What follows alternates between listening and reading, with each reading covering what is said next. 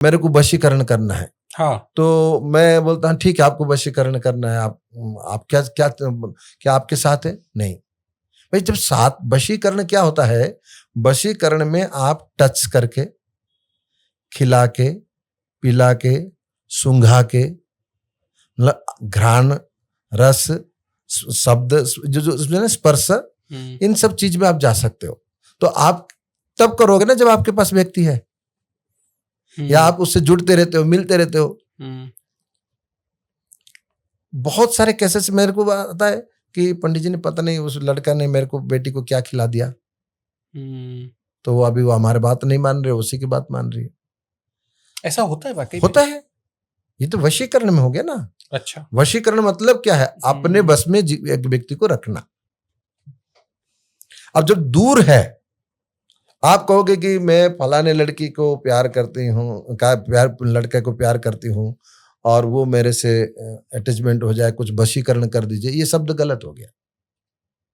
फिर आकर्षण होगा? नहीं, यहाँ पहले आकर्षण होगा, जब वो आकर्षण होकर आपसे जुड़ जाएगी फिर वशीकरण, इसमें डबल प्रयोग होगा। अच्छा। और एक क्वेश्चन आएगा कि मैं एक व्यक्ति से प्यार करता हूं, लेकिन वो किसी और से प्यार करते हैं, मुझसे बात भी करते हैं, लेकिन किसी और से भी वो कनेक्टिविटी है। पंडित जी, इसके लिए कोई उपाय है? वहां क्या करने, इसमें 3 कर्म जुड़ जाएगा। पहले वशीकरण, विद्वेषण और उच्चाटन। विद्वेषण का मतलब अलग करना। नहीं, तो इसमें वशीकरण आखिरी पार्ट होगा। आखिरी पार्ट। अच्छा, आपने जो पहले नाम लिया, पहले जैसे वो बात कर रहा है मेरे से भी कनेक्टिविटी है, लेकिन वो प्यार किसी और से भी कर रही है, लेकिन मैं उससे बहुत प्यार करता हूं, लेकिन किसी और से वो प्यार कर रही है। ऐसे परिस्थिति में हम क्या करें? तो ऐसे परिस्थिति में पहले आप वशीकरण को स्ट्रंग कर लो, अपने बस में रख लो, पहले अपने बस में रखो। अच्छा, पहला स्टेप वशीकरण। हाँ, वशीकरण कर लो, फिर उसके बाद धीरे धीरे उसको उच्चाटन करो। अच्छा, और किसको? थर्ड पार्टी को, इसके प्रति ये नफरत पैदा करे, फिर दोनों के बीच में विद्वेषण करो।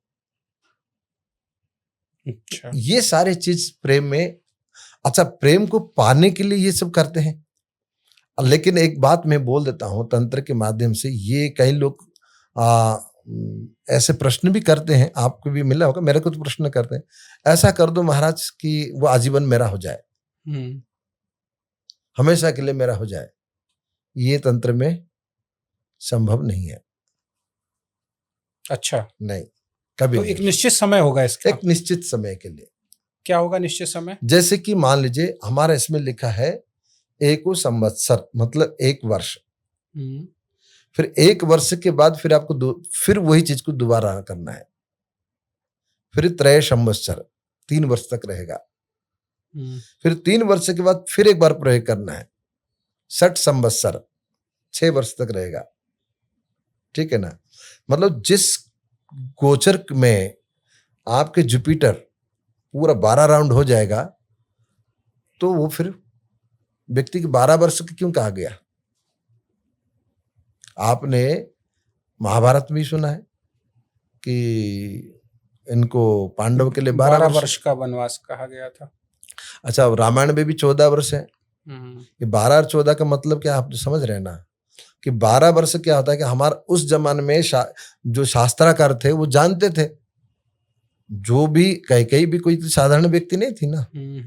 तो इसमें हमारा शास्त्र कहता है कि जिस जुपिटर में आप घर से निकले हो, उस जुपिटर के क्रॉस होने तक अगर आप आ जाते तो आपको घर के लोग ग्रहण करेंगे, नहीं तो आपको निष्कासित कर दें। तो 12 वर्ष एक जुपिटर एक कुंडली के चक्र में 12 वर्ष में घूमता है, इसलिए 12 + 2 यानी 14 वर्ष। हाँ, इन्हें कुछ एक्स्ट्रा मान दिया जाता है कि 13 वर्ष वनवास, अज्ञातवास एक वास ले लिया गया 13 वर्ष के, और उन्होंने 14 वर्ष ले लिया, 12 वर्ष पूरा हो गया।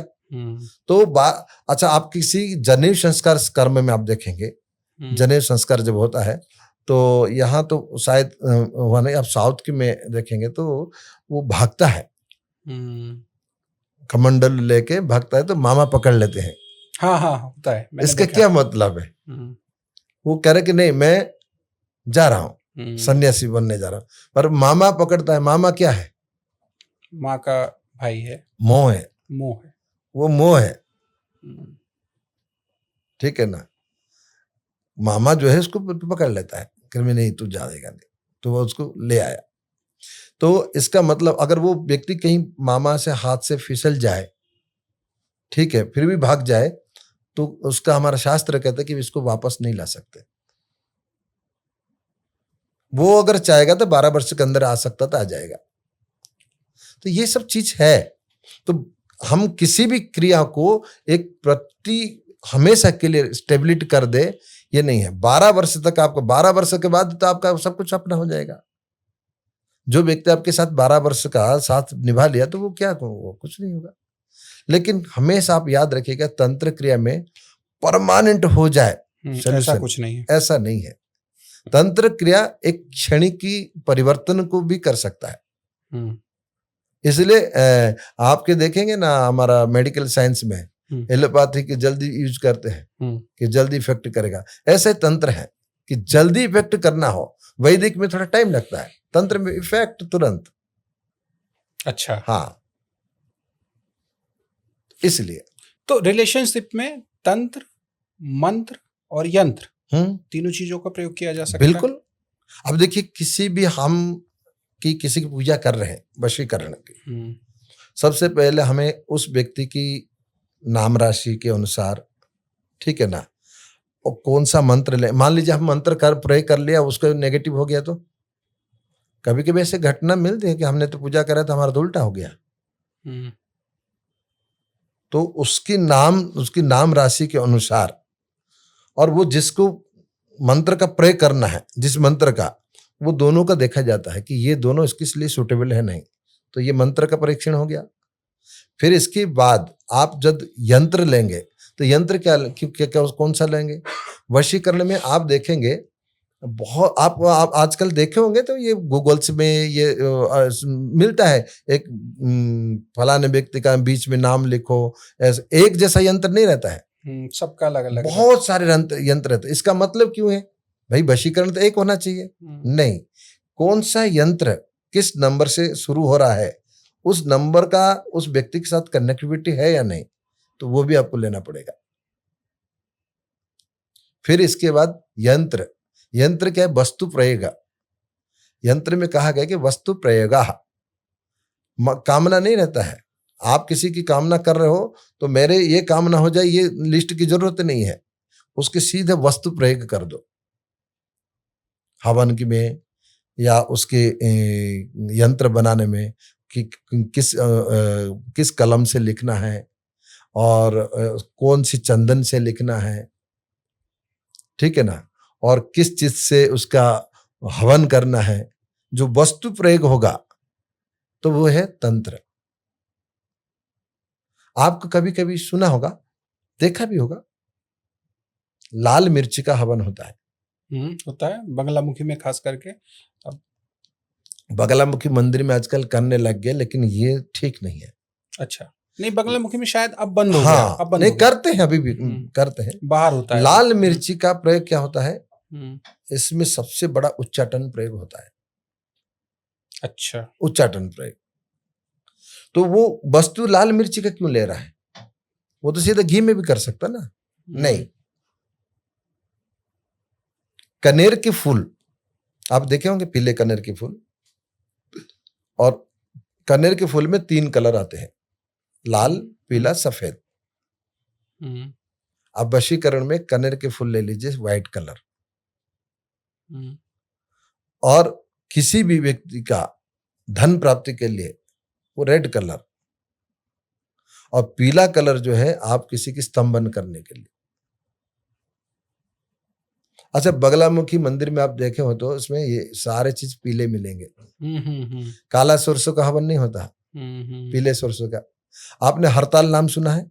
हड़ताल, जी। वो बिल्कुल गोल्ड जैसा रहता है, जी जी जी, ठीक है ना, और पीले पुष्प का, चंपे के पुष्प से, और माँ भगवती के तो चंपा का पुष्प अति प्रिय है।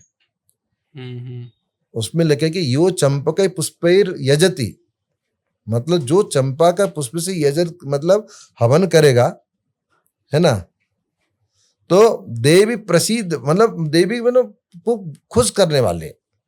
अच्छा। हाँ, अब आप देवी को खुश कर दिया है तो आपको मांगने का सब कुछ मिल जाएगा। बिल्कुल। तो ये सब चीज वस्तु प्रयोग में इसको कहते हैं तंत्र। तो हम किसी भी चीज के करेंगे तो उसके सबसे पहले उसका मंत्र कौन सा प्रयोग होना चाहिए, फिर उसके साथ हमें कौन सा यंत्र बनाना है और यंत्र की आकृति कहाँ से शुरू होगी,